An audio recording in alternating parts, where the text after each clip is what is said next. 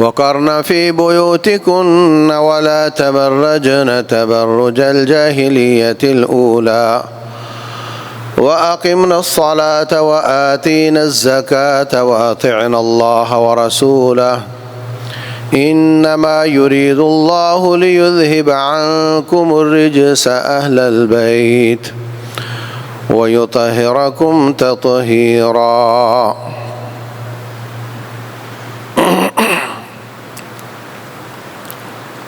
محترم سامعین اور سامعات،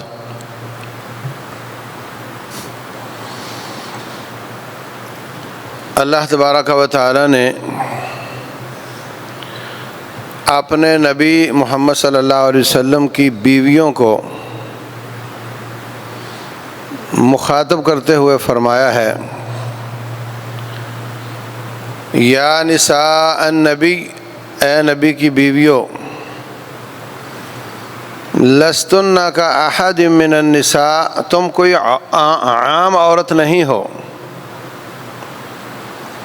ان اتقیتن فلا تخضعن بالقول،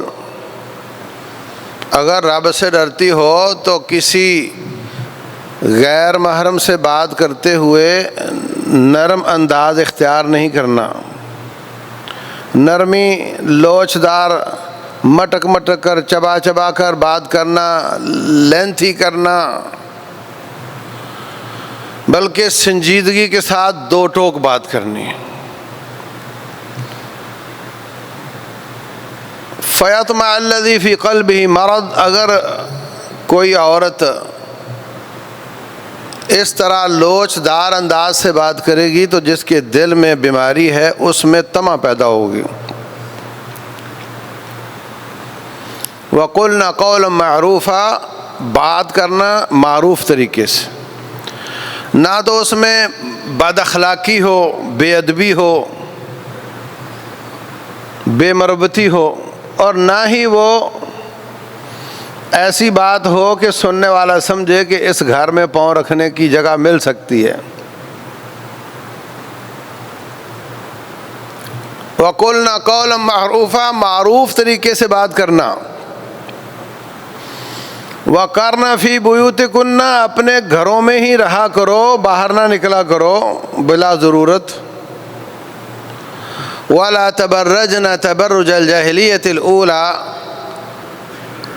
اور جیسے اسلام سے پہلے جاہلیت کی عورتیں زینت کا اظہار کرتی تھیں ایسے تم نے نہیں کرنا۔ وَأَقِمْنَا الصَّلَاةَ وَآتِينَا الزَّكَاةَ، نماز قائم کرنا اور زکوٰۃ ادا کرنا۔ وَأَطِعْنَا اللَّهَ وَرَسُولَهُ، اللہ اس کے رسول کی اطاعت کرنا۔ پیچھے واضح طور پہ آپ کی بیویوں کا لفظ ہے، یا نساء النبی، اے نبی کی بیویوں۔ نمبر ایک، لوچدار طریقے سے بات نہیں کرنی، معروف طریقے سے بات کرنی ہے، گھروں میں رہنا ہے، بلا وجہ باہر نہیں جانا، نماز قائم کرنی ہے، زکوٰۃ دینی ہے، اللہ اس کے رسول کی اطاعت کرنی ہے۔ انما یرید اللہ، اللہ تعالیٰ چاہتا ہے اے اہل بیت کہ تمہاری پلیدیوں کو ختم کر دے، وَيُطَهِّرَكُمْ تَطْهِيرًا، اور تمہیں پاک کر دے، یہ اللہ چاہتا ہے۔ نافرمانی، فسق، فجور، بے حیائی، فحاشی، یہ بھی پلیدی ہے، اور پیشاب پخانہ بھی پلیدی ہے، وہ ظاہری ہے، یہ معنوی ہے۔ اللہ تعالیٰ تم سے پلیدیوں کو دور کر کے تمہیں بالکل پاک کر دینا چاہتا ہے۔ یہ دو آیات قرآن حکیم میں سورہ احزاب میں ہیں، 32 اور 33 نمبر۔ سیکوینس کیا ہے، سیاق کیا ہے، سباق کیا ہے، وہ میں نے آپ کے سامنے رکھ دیا ہے۔ اللہ تعالیٰ فرماتے ہیں اے اہل بیت اللہ تمہیں پاک کرنا چاہتا ہے. نام لیا اے یا نساء النبی، اے نبی کی بیویوں. اور ویسے بھی اہل بیت گھر والی، اہلیہ گھر والی کو کہتے ہیں، عربوں میں بھی عجموں میں بھی. ابراہیم علیہ السلام کے پاس فرشتے آئے، بڑھیپے میں بانجھ ہونے کے بعد حضرت سارہ کو بچے کی پیدائش کی خوشخبری دی. انہوں نے تعجب کا اظہار کیا، آلد وانا عجوز وہذا بعلی شیخا، میں بچہ جنوں گی، میں تو بوڑھی ہو گئی اور یہ میرا شوہر بھی بوڑھا ہو چکا ہے. اللہ فرماتے ہیں اتعجبین من امر اللہ، رب کے حکم پر بھی تعجب کرتی ہو. رحمت اللہ وبرکاتہ علیکم اہل البیت، اللہ کی رحمتیں اور برکتیں ہوں تم پر اے اہل بیت. ان کو اللہ تعالیٰ نے اہل بیت کہا. اور کیا کہا؟ رحمت اللہ وبرکاتہ علیکم، کم مذکر کا صیغہ ہے. تعجب کرنے والی سامنے عورت ہے. عورتوں کے لیے کنہ آتا ہے، ولا تبرجن، اور کہا کہ فلا تخضعن، یہ جو نون ہے یہ عورتوں کے لیے استعمال ہوتا ہے. یہاں مخاطب عورت ہے اور لفظ مذکر کا استعمال ہوا ہے. اے حضرت ابراہیم علیہ السلام کی بیوی، اللہ کی رحمتیں برکتیں ہوں تم پر. اردو میں بھی ایسا چل جاتا ہے، باجی آئے ہوئے ہیں، ہاں تائی اماں آئے ہوئے ہیں، احترام کے لیے بول دیا جاتا ہے. تائی آئی ہے یا آئے ہوئے ہیں کہہ دیا جاتا ہے. تو یہ جو دو آیات میں نے آپ کے سامنے پڑھی ہیں، ان میں بھی اللہ تعالیٰ فرماتے ہیں انما یرید اللہ لیذھب عنکم الرجس اہل البیت وَيُطَهِّرَكُمْ تَطْهِيرًا. مذکر کا لفظ استعمال ہوا ہے. بعض لوگوں کو یہاں سے دھوکہ لگ گیا، وہ کہتے ہیں یہ قوم کا لفظ مذکر استعمال ہوا لہذا اس سے مراد بیویاں نہیں. پچھلی آیت میں بھی بیویاں، یا نساء النبی، اے نبی کی بیویوں تم نے یہ نہیں کرنا، یہ نہیں کرنا، یہ کرنا، یہ کرنا ہے.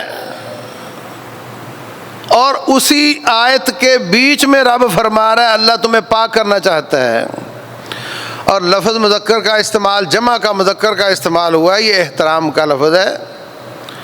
اور اس کا دوسرا حوالہ حضرت ابراہیم علیہ السلام کی بیوی کے متعلق میں نے آپ کو عرض کر دیا. وہاں بھی مقابلے میں سامنے تعجب کرنے والی عورت ہے اور اللہ تعالیٰ نے مذکر جمع کا صیغہ استعمال کیا.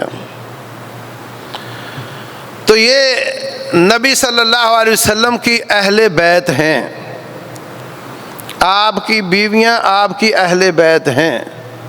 اور صحیح بخاری میں رسول اللہ صلی اللہ علیہ وسلم کی بیوی عائشہ صدیقہ رضی اللہ عنہا وعن ابیہا ام المومنین، ان پر عبداللہ بن ابی منافق نے الزام لگا دیا. آپ بڑے پریشان ہوئے، کئی دن گزر گئے کرب اور پریشانی میں. عائشہ صدیقہ رضی اللہ تعالیٰ عنہ فرماتی ہیں جب مجھے پتہ چلا کہ اس طرح کی بات بازار میں گھوم رہی ہے، اس کے بعد نہ مجھے نیند آئی اور نہ میں کچھ کھا سکی، روتی رہتی تھی. رب ذوالجلال نے آیات نازل کر کے، تقریباً 12 آیات نازل کر کے ان کی برات کا اظہار کیا، ان کو پاک قرار دیا. پھر رسول اللہ صلی اللہ علیہ وسلم نے ان لوگوں کو سزا دی جنہوں نے یہ الزام لگایا تھا. عبداللہ بن ابی نے الزام لگایا تھا، 3 صحابہ نے الزام نقل کیا تھا، ہمارے ہاں یہ تو عام ہے، اور پتہ چلا وہ فلاں کی بیٹی کا یہ مسئلہ پتہ، وہ لوگ باتیں اس طرح کی کر رہے ہیں، یہ عام عورتیں کر دیتی ہیں، مرد بھی کر دیتے ہیں، گناہ کا کام ہے، الزام لگانا بھی حرام ہے، الزام کو آگے نشر کرنا بھی حرام ہے، اس کے اوپر 80 کوڑوں کی سزا ہے۔ رسول اللہ صلی اللہ علیہ وسلم نے حمنہ بنت جحش، مصطح بن اثاثہ اور حسان بن ثابت، ان تینوں کو 80 کوڑے مارے کہ تم نے وہ الزام نقل کیوں کیا کسی کے سامنے۔ اور جو اصل فساد کی جڑ تھا عبداللہ بن ابی، اس نے نبی صلی اللہ علیہ وسلم کی ذات پر الزام لگایا۔ کسی عورت تو 4 دیواری میں ہوتی ہے نا، بے عزتی تو مرد کی ہوتی ہے جو باہر ہوتا ہے۔ اللہ محفوظ رکھے کسی کی گھر والی اچھی نہ ہو تو اس کو تو لوگ مجلس سے اٹھا دیتے ہیں۔ تو آپ نے فرمایا من یعذرنی فی رجل آذی رسول اللہ فی اہل بیتہ، یہ صحیح بخاری کے لفظ ہیں۔ تم مجھے کیسے، کون کون مجھے جسٹیفائی کرے گا، کون کون میرا عذر قبول کرے گا اگر میں اس شخص کو قتل کر دوں جس نے میرے اہل بیت پر الزام لگایا، جس نے نبی کو تکلیف دی ہے اس کے اہل بیت کی وجہ سے، اہل بیت کی وجہ سے نبی کو تکلیف دی ہے، میں اس کو قتل کر دوں تو کون میرا عذر قبول کرے گا؟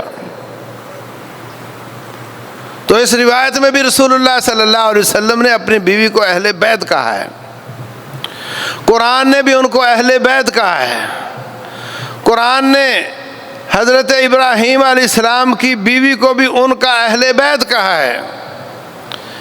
اس میں کوئی شک نہیں کہ آپ کی بیویاں آپ کا اہل بیت ہیں، اور ہر شخص کی بیوی اس کا اہل بیت ہوتا ہے، لیکن روٹین میں جب آل چلتی ہے وہ مذکروں کی طرف چلتی ہے، مرد عربوں میں بھی ایسے ہی چلتا ہے، بیٹا پوتا، پوتے کا بیٹا، پوتے کا پوتا، یہ ان کی آل سمجھی جاتی ہے، اور جو بیٹی اور بیٹی کے بعد اولاد آتی ہے ان کو آل نہیں سمجھا جاتا، لیکن نبی صلی اللہ علیہ وسلم نے ان کو آل قرار دیا کہ یہ میری آل ہے۔ اللہ تعالیٰ نے آپ کے مذکر بیٹے زندہ نہیں چھوڑے، اس لیے کہ نبوت کا دروازہ بند کرنا تھا۔ ما کان محمد ابا احد من رجالکم ولکن رسول اللہ وخاتم النبیین، آپ کسی مذکر کے باپ نہیں ہیں،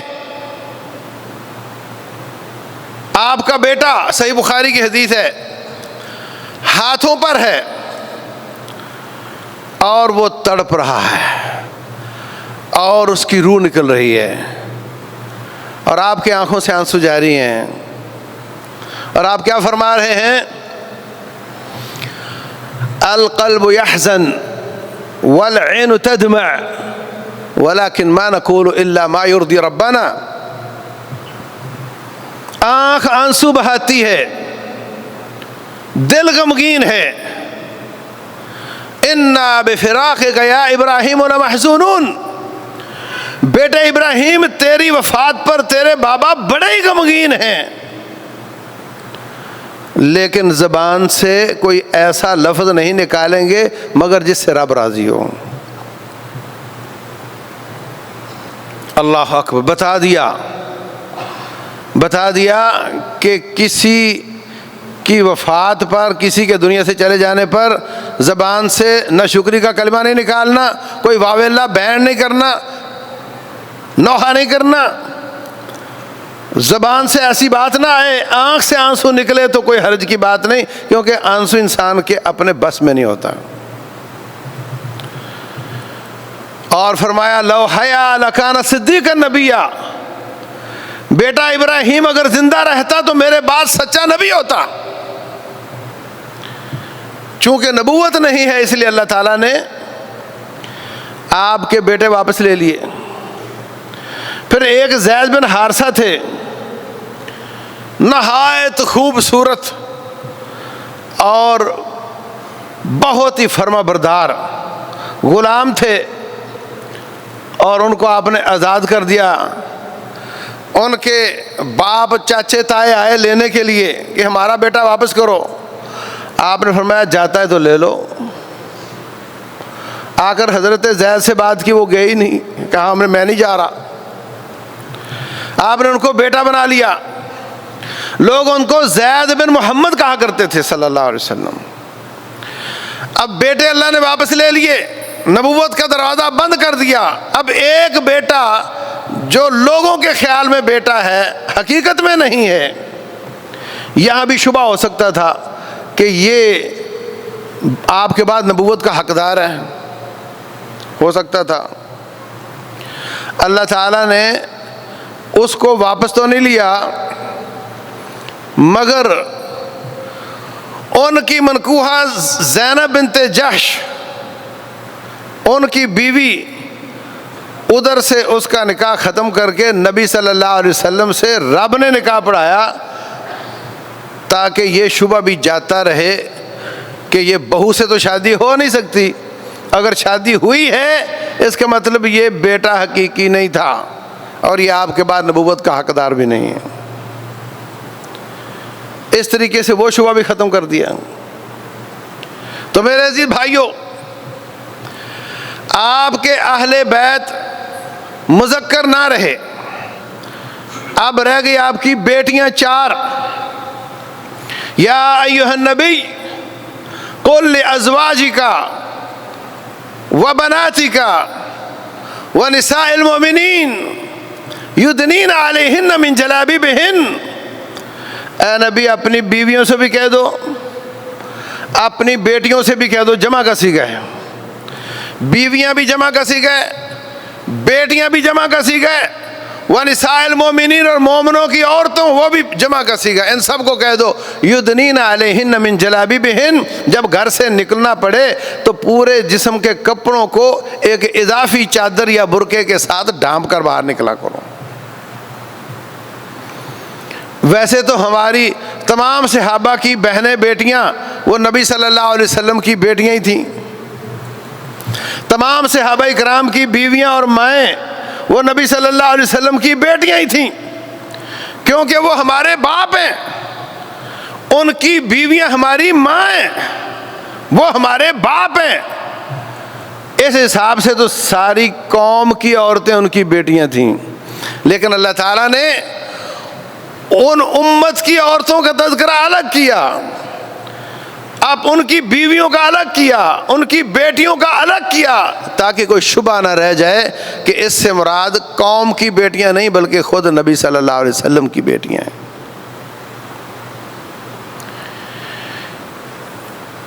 قل لازواجک وبناتک ونساء المؤمنین، اپنی بیویوں سے بھی کہہ دو، اپنی بیٹیوں سے بھی کہہ دو، تمام عورتوں سے کہہ دو، جب باہر نکلنا پڑے تو جسم پر بڑی چادر لے کر آیا کرو۔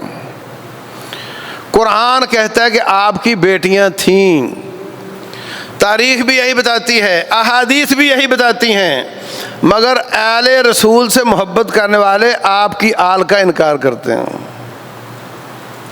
قرآن کہتا ہے آپ کی بیویاں آپ کی اہل ہیں، مگر اہل بیت سے محبت کرنے والے آپ کی اہل کا انکار کرتے ہیں۔ مسئلہ یہ نہیں ہے کہ اہل بیت سے محبت کرنی ہے یا نہیں کرنی، مسئلہ یہ ہے کہ سارے اہل بیت کو اہل بیت ماننا ہے یا اپنی مرضی سے چناؤ کرنا ہے۔ کوئی مسلمان کہلانے کا حق نہیں رکھتا جو نبی صلی اللہ علیہ وسلم کے اہل بیت سے نفرت کرتا ہو۔ جو ان سے نفرت کرتا ہو وہ مسلمان کہلانے کا حق نہیں رکھتا، اس کا ایمان پورا نہیں۔ کوئی مسلمان ایسا نہیں دنیا میں جو آل رسول سے نفرت کرتا ہو، سب کے سب مسلمان آل رسول سے محبت کرتے ہیں صلی اللہ علیہ وسلم. یہ سوال نہیں ہے.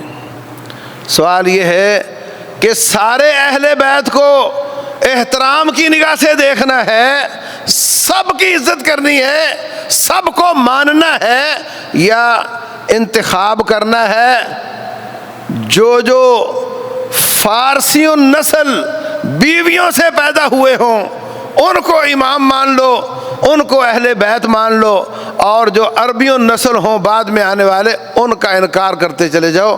یہ ہے اصل کہانی. رسول اللہ صلی اللہ علیہ وسلم کے اہل بیت معلوم کون ہے؟ ہاشمی مسلمان جتنے تھے وہ سارے آپ کے اہل بیت ہیں, ان پر صدقہ حرام ہے. آپ کا پردادا ہاشم, اس کی اولاد میں جو مسلمان ہوئے وہ 3 بیٹے تھے ابو طالب کے, علی, جعفر اور عقیل. بعد نے حارث کو بھی شامل کیا ہے. ان کی اولاد, ان پر صدقہ حرام ہے. اور آپ کا ایک چاچا تھا عباس, مسلمان ہوئے, ان کا بیٹا عبداللہ بن عباس, فضل بن عباس, ان سب کی اولاد جو عباسی ہیں حقیقی عباسی, اور جو علوی ہیں حقیقی علوی, جو حضرت جعفر کی اولاد سے ہیں, ان سب پر صدقہ حرام ہے. صدقہ حرام کا معنی واجبی زکوٰۃ حرام ہے. جو نفلی صدقہ ہوتا ہے نا وہ جائز ہے. واجبی زکوٰۃ یہ لوگوں کی میل کچیل ہوتی ہے, یہ آل رسول کو دینا جائز نہیں, نہ ان کا قبول کرنا جائز ہے. اور ان کا ہم پر حق ہے کہ ہم ان کی ضرورت اصل مال سے پورا کریں. یہ بات نہیں کہ زکوٰۃ وہ لے نہیں سکتے اور اصل مال ہم نے دینا نہیں تو وہ بیچارے قسم پرسی میں رہیں. اگر یقین ہو جائے کہ یہ آل رسول سے ہے صلی اللہ علیہ وسلم تو اس کا احترام اپنے رشتہ داروں سے زیادہ ہونا چاہیے. اس کی ضرورت کو اپنی ضرورت سے زیادہ سمجھنا چاہیے.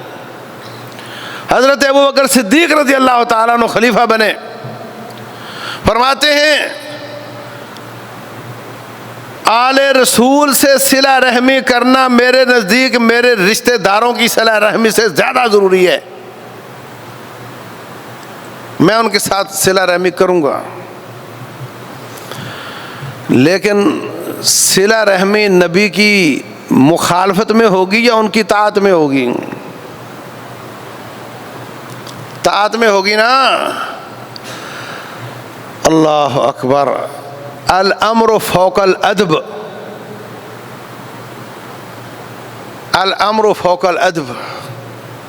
استاد کوئی ایسا حکم دے دے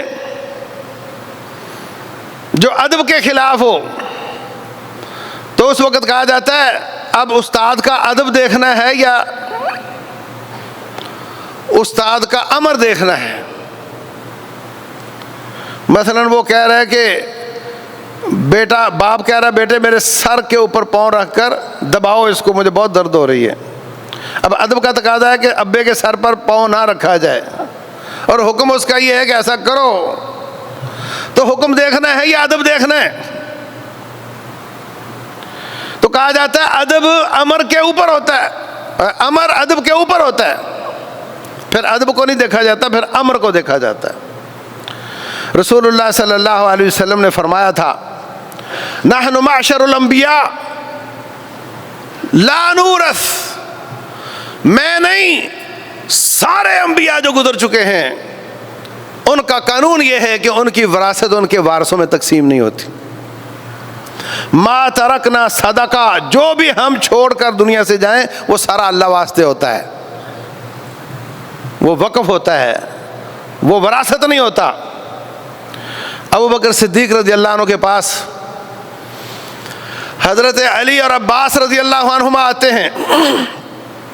آپ کی نرینہ اولاد تو ہے نہیں, تو وراثت بیٹی اس وقت ایک ہی تھی اور باقی جائے گی جو آپ کے کزن ہیں یا تایا ہے ادھر جائے گی. تو جا کر کہنے لگے کہ جو نبی صلی اللہ علیہ وسلم کا باغ فدق ہے، بنو نذیر یہودیوں کو نکال دیا تھا بغیر مار کا لڑے.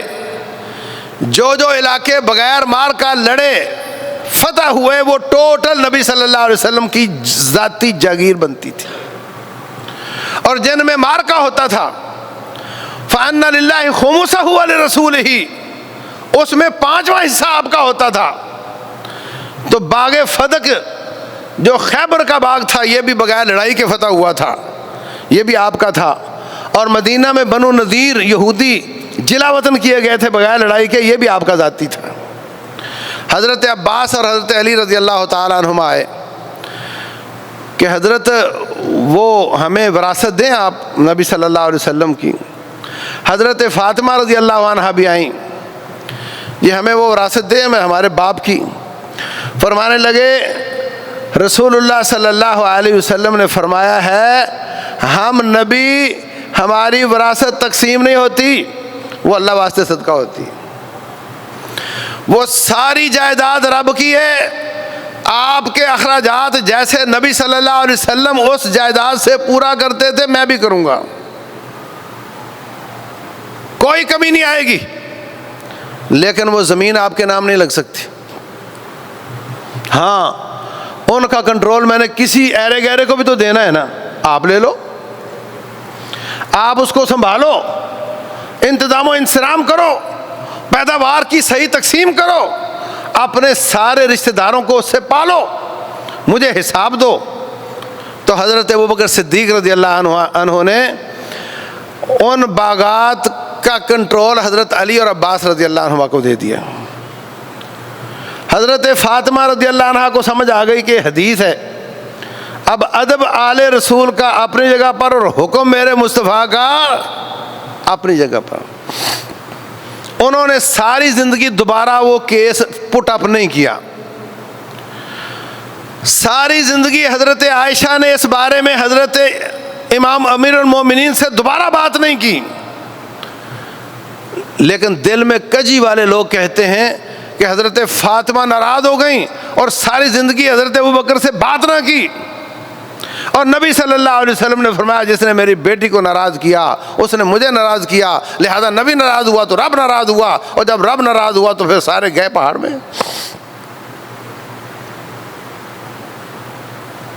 اور حضرت عمر بن خطاب کا زمانہ آتا ہے. عمر بن خطاب رضی اللہ عنہ کے زمانے میں دوبارہ آ گئے حضرت عباس اور حضرت علی رضی اللہ عنہما. وہ جی باغ حضرت عمر فرمانے لگے آپ کو پتہ ہے میں بھی اس وقت موجود تھا، آپ کو حدیث سنائی تھی اور آپ مطمئن ہو گئے تھے، آپ کو ہم نے نگرانی دی تھی، اب اگر آپ سے نہیں چلتا تو واپس کر دو. انہوں نے ان کی نگرانی واپس کر دی. حضرت عثمان کا دور آیا، یہ کیس ایسے ہی سویا رہا. حضرت علی رضی اللہ تعالیٰ عنہ خلیفۃ المسلمین بنے. تاریخ گواہ ہے انہوں نے بھی وہ جائیدادیں اپنے نام نہیں کروائیں، نہ اپنے اولاد کے نام کروائیں. کیوں؟ حدیث آ گئی کہ نبی کی وراثت تقسیم نہیں ہوتی، بات ختم ہے. اگر ساری گالیوں کا مستحق ابوبکر صدیق اس لیے ہے کہ انہوں نے ان کو وراثت نہیں دی تو حضرت علی نے بھی نہیں دی، ادھر کہاں جاؤ گے؟ رضی اللہ عن الجمیع، اللہ سب پر راضی ہو جائے. تو ان کا احترام اپنی جگہ پر کرنا چاہیے، ان کی فضیلت بہت زیادہ ہے، مگر نبی صلی اللہ علیہ وسلم کی طاعت میں ادب ہوگا، طاعت میں احترام ہوگا، مخالفت میں نہیں ہوگا. آپ نے فرمایا، بلکہ رب ذوالجلال نے فرمایا قل لا اسألکم علیہ اجرا الا المودۃ فی القربى، میں جو بھی آپ کو ڈیلیور کر رہا ہوں، جو بھی دن رات محنت کر کے دین پہنچا رہا ہوں، اس پر میں آپ سے کوئی اجرت نہیں مانگتا، بس ایک بات ہے کہ میرے قریبی رشتہ داروں سے محبت کرو. الا المودۃ فی القربى، ان سے محبت کرنی چاہیے. قرآن کہتا ہے ان کی محبت ہم پر لازم ہے، لیکن میرٹ اسلام ہے۔ رسول اللہ صلی اللہ علیہ وسلم نے فرمایا، اے میری پھوپھی صفیہ، اعملی اچھے کام کر کے جانا، قیامت والے دن انی لا اغنی عنک من اللہ شیئا، میں تیرے کسی کام نہیں آؤں گا۔ مطلب یہ کہ جو آل رسول نیکی کر کے جائے گا وہ شفاعت کے لائق ہوگا، تو نبی صلی اللہ علیہ وسلم کی شفاعت سب اہل بیت میں خصوصی طور پہ، صحابہ کرام میں اور باقی امت میں بھی قبول ہوگی۔ لیکن اگر وہ سفارش کے لائق نہ ہوا، بدعقیدہ ہوا، قبر پرست ہوا، بدعمالیوں والا ہوا اور اللہ کی اجازت سفارش کے لیے نہ ملی، لا یشفع عندہ الا باذنہ، سفارش اجازت سے ہوگی، تو پھر آل رسول ہونا اس کو فائدہ نہیں دے گا۔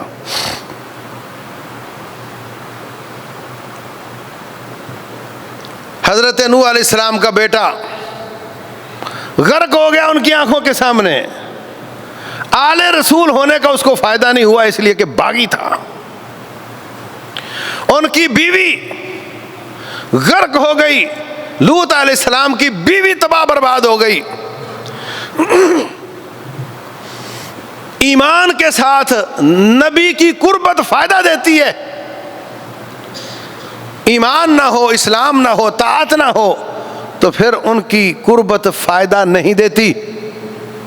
آپ نے اپنی بیٹی فاطمہ رضی اللہ عنہا کو مخاطب کر کے فرمایا، بیٹی سلینی ما شئتی من مالی، جو مجھ سے مانگنا چاہتی ہو مانگ لو میرے مال سے، میں تمہیں دوں گا، لیکن انی لا اغنی عنک من اللہ شیئا، قیامت والے دن مت کہنا کہ میں نبی کی بیٹی ہوں اس لیے بغیر نیکیوں کے پار ہو جاؤں۔ نیکی کر کے جانا ہے، طاعت کر کے جانا ہے، فرما برداری کر کے جانا ہے۔ یہ تو ہے میرٹ، یہ تو ہے معیار۔ لیکن یہاں کیا چل رہا ہوتا ہے؟ چل یہ رہا ہوتا ہے کہ جناب ان کی طرف منسوب کوئی بھی ہو، نماز پڑھے یا نہ پڑھے، وہ بابرکت ہے اور وہ کرنی والا ہے، اور وہ تو کرنی والا ہے ہی، ان کا گھوڑا بڑا کرنی والا ہے، اس گھوڑے کے نیچے سے جو گزر جائے وہ شفا یاب ہو جاتا ہے، اس سے منتیں مانی جاتی ہیں، جانور سے منتیں مانی جاتی ہیں کہ یہ اس کی نسبت ان کی طرف ہو گئی۔ کیا حضرت حسین بن علی رضی اللہ تعالیٰ عنہ کے پاس گھوڑا تھا، باقی کسی کے پاس نہیں تھا؟ عجیب کہانی ہے۔ تو یاد رکھو، بہت دلدوز واقعہ ہوا 10 محرم کو حسین بن علی رضی اللہ عنہما اور ان کے ساتھیوں کو شہید کر دیا گیا۔ اللہ ظالموں کو غارت کرے، لیکن 1400 سال بعد میں ہم بیٹھ کر ان کے فیصلے کریں اور ملزم کو مجرم قرار دیں اور اس پہ تبرہ بازی شروع کریں، یہ نہیں ہوتا۔ اللہ کے علم میں جو ظالم ہے اللہ اس کو غارت کرے۔ اور یہ واقعہ 61 ہجری میں ہوا، اور اسلام نبی صلی اللہ علیہ وسلم کی وفات پر نازل ہونا بند ہو گیا، اور جو اس وقت دین تھا وہی آج دین ہے۔ جو اس پر عمل کرے گا وہ حق پر ہے، جو اس کو چھوڑے گا وہ باطل پر ہے۔ حق اور باطل کا معیار یہ نہیں کہ 61 ہجری میں جو واقعہ ہوا تھا اس میں جو ادھر تھا وہ حق پر ہے، جو ادھر تھا وہ باطل پر ہے، یہ معیار نہیں ہے۔ میں بہت تکلیف محسوس کرتا ہوں کہ بڑے بڑے توحید والے بھی ان کی پچ پر کھیل رہے ہوتے ہیں، وہ اس نظر سے دیکھتے ہیں حق اور باطل کو، جو اسلام کے مکمل ہونے سے آدھی صدی بعد واقعہ ہوا ہے۔ اس کے دلدوز ہونے میں کوئی شک نہیں، اس کے ظلم پر کوئی شک نہیں۔ اللہ مظلوموں کو اعلیٰ درجات عطا فرمائے، اللہ ظالموں کو غارت کرے، لیکن دین وہ ہے جو میرے مصطفیٰ پہ نازل ہوا صلی اللہ علیہ وسلم۔ مطلوب وہ ہے، وَيَوْمَ يُنَادِيهِمْ فَيَقُولُ مَاذَا أَجَبْتُمُ الْمُرْسَلِينَ، اللہ قیامت والے دن پوچھے گا، پکارے گا اور کہے گا بتاؤ تم نے جو میرا نبی آیا تھا اس کی دعوت پر کتنا عمل کیا۔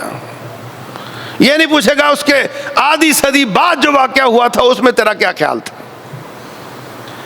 یہ پیپر کا سوال نہیں ہے، یہ نصاب میں نہیں ہے، اس پر محنت کرنے سے پاس نہیں ہوگے۔ نصاب وہ ہے جو میرے مصطفیٰ پہ نازل ہوا صلی اللہ علیہ وسلم۔ آپ کا حضرت حسین بن علی رضی اللہ عنہما مظلوم شہید ہیں، ان کا باپ مظلوم شہید ہے۔ ظالم فجر کی نماز پڑھنے آئے تھے، ظالم نے سر پہ وار کیا اور ماتھے کو پھوڑ دیا۔ سچے امیر المومنین ہیں، جنتی ہیں علی بن ابی طالب رضی اللہ عنہ، ان کو وار کر کے شہید کر دیا۔ آل رسول ہے نا، مظلوم بھی ہیں، ان کا بھی تو کوئی گھوڑا ہونا چاہیے نا، ان پر بھی کوئی دین ہونا چاہیے نا اس طرح کا۔ ان کا بیٹا حسن بن علی رضی اللہ تعالی عنہ، حسن بن علی رضی اللہ عنہما مظلوم شہید ہے، ظالموں نے زہر دے دیا، گولی لگ جائے، تلوار سے بندہ کٹ جائے تو جلدی جان نکل جاتی ہے، زہر والا بڑی تکلیف میں ہوتا ہے، مظلوم شہید ہے۔ مگر آج تک آپ نے کبھی کسی سے سنا ہو کہ حضرت حسن کے نام پہ کسی نے خطبہ دیا ہو، حضرت حسن رضی اللہ عنہما کی فضیلت میں کبھی کسی نے کوئی بحث کی ہو؟ 5 تن پاک میں نام تو ان کا ڈال دیا، مگر کبھی ان کی کسی نے تذکرہ کیا ہو؟ ان کا جرم یہ ہے کہ انہوں نے پھٹی ہوئی امت کو ایک کر دیا تھا۔ نبی صلی اللہ علیہ وسلم کے بعد اگر اس امت پر کسی نے احسان کیا ہے تو وہ حسن بن علی رضی اللہ عنہما ہے۔ ان کا تذکرہ کرنے سے نہ کوئی روتا ہے اور نہ کوئی نکلتا ہے، فائدہ کیا ہے؟ ہم تو اس کا تذکرہ کریں گے جس پر رونا آتا ہو اور کچھ نکلتا ہو۔ آل رسول سارے قابل احترام ہیں، سب سے محبت کرنی چاہیے۔ رسول اللہ صلی اللہ علیہ وسلم نے فرمایا، مسلم شریف کی حدیث ہے، فرمایا میں تم میں کتاب اللہ چھوڑ کر جا رہا ہوں، اس کتاب اللہ کو پکڑ کے رکھنا، گمراہ نہیں ہوگے، اور اذکرکم باہل بیتی، میں تمہیں اہل بیت کے بارے میں نصیحت کرتا ہوں۔ 3 دفعہ فرمایا میرے اہل بیت کے ساتھ اچھا سلوک کرنا۔ ادھر سے بیٹیاں نکال دو، ادھر سے ان کو نکال دو، ادھر سے ان کو نکال دو، اور بیچ میں سے چند ایک کو انتخاب کر کے بولے یہ اہل بیت ہیں، اور ان کی شان میں مبالغہ کرتے کرتے ان کو انبیاء سے بھی اوپر لے جاؤ۔